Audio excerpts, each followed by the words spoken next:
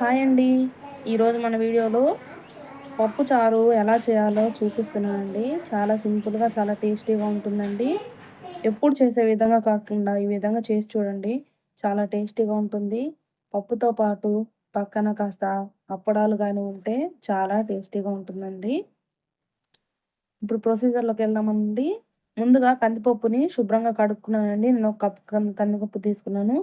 అందులోకి ఒక 2 టమాటాలు, ఒక 4, 5 పచ్చిమిరపకాయలు, కాస్తంత కారం, ఒక టేబుల్ స్పూన్ పసుపు. కారం చూసి వేసుకోండి. ఎందుకంటే పచ్చిమిర్చి వేసాం కదా!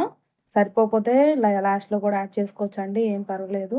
ముందుగా వేస్తే ఎర్రగా అనిపిస్తుంది. ఇందులోకి 1 టేబుల్ స్పూన్ ఆయిల్ వేస్తున్నానండి. ఆయిల్ వేయకపోయినా పర్లేదు, తాలింపులో వేసుకుంటాం కదా! ఇప్పుడు ఆయిల్ వేయటం వల్ల పప్పనేది పొంగకుండా ఉంటుంది. ఇందులోకి మనం కాస్తంత చింతపండు వేస్తున్నానండి. మీరు చింతపండు కావాలంటే ఇప్పుడే యాడ్ చేసుకోవచ్చు ఇలానే. లేదు మాకిలా ఇష్టం లేదనుకుంటే చింతపండు నానబెట్టుకొని చారు తాలింపు వేసుకునేటప్పుడు వేసుకోవచ్చండి. నేనైతే ఇలానే వేస్తాను. ఒకసారి ఇలా ట్రై చేసి చూడండి, చాలా బావుంటుంది. ఇప్పుడు ఇందులోకి ఒక కప్పు కందిపప్పుకి 2:30 కప్పులు వాటర్ పోస్తున్నానండి. వాటర్ పోసి ఒక 4, 5 విజిల్స్ వచ్చేంత వరకు ఉడకబెట్టుకోవాలండి బాగా. 4, 5 విజిల్స్ వచ్చేంత వరకు ఉడికించుకుంటే పప్పనేది చాలా మెత్తగా ఉడికిపోతుందండి. తర్వాత మనం తాలింపు పెట్టుకుందాము. చూడండి, నేను కుక్కర్ విజిల్ పెడుతున్నాను. ఒక 4 విజిల్స్ రానిద్దామండి. 4 విజిల్స్ తర్వాత చూస్తే పప్పు వాటర్ కూడా లేకుండా ఈ విధంగా ఉడికిపోయిందండి. చింతపండు గూడా మంచిగా స్మాష్ అయిపోయిద్దండి. పులుపనేది వస్తుంది అందులో. మనం పులుసు పోయనాల్సిన అవసరం లేదండి. ఇప్పుడు ఒకసారి పప్పు గుత్తితో తిప్పుకున్న తర్వాత పోపు పెట్టుకుందామండి.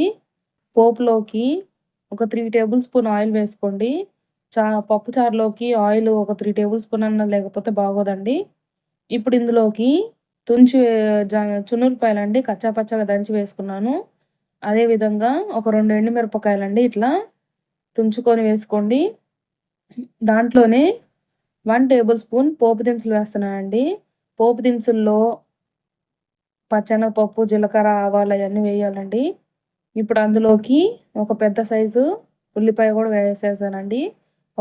కరివేపాకు గూడా వేసి బాగా ఫ్రై చేయించిన తర్వాత ముందుగా మనం కలిపి పెట్టుకున్న పప్పు ఉంది గదండీ! పప్పు మొత్తాన్ని దీంట్లో యాడ్ చేసేద్దామండి. మరీ పప్పు అనేది చాలా థిక్‌గా ఉంది అనిపిస్తే మీకు కొంచెం వాటర్ పోసుకోవచ్చండి. నేను కాస్తన్ని వాటర్ యాడ్ చేస్తున్నాను. మీకు సాల్ట్ సరిపోకపోయినా, కారం సరిపోకపోయినా ఇప్పుడే చూసుకొని అడ్జస్ట్ చేసుకోవచ్చండి. మీరు చింతపండు వేయటం మర్చిపోతే నానబెట్టిన చింతపండుని ఇప్పుడు పులుసు పోయొచ్చండి. ఇప్పుడు పప్పు పోసిన తర్వాత పులుసు యాడ్ చేయొచ్చండి. నేను పప్పు కొంచెం చారు చారుగా ఉంటే ఇష్టపడతాను. అందుకే కొన్ని వాటర్ కూడా యాడ్ చేశాను. మీకు కావాలంటే యాడ్ చేసుకోండి. లేకపోతే అవసరం లేదండి. పప్పు చారు అనేది చారు చారుగా ఉంటేనే బావుంటుంది. సాల్ట్ కూడా అడ్జస్ట్ చేసిన తర్వాత బాగా తెరలనివ్వాలండి. తెరిలిన తర్వాత ఆఫ్ చేసుకుంటే వేడి వేడి పప్పుచారు చాలా బావుంటుందండి. పక్కన అప్పడాలు గానీ, ఆవకాయ గానీ ఉంటే చాలా టేస్టీగా ఉంటుందండి. ఈ వీడియో గాని నచ్చినట్టయితే లైక్ మరియు సబ్స్క్రైబ్ చేసుకోవడం మర్చిపోకండి.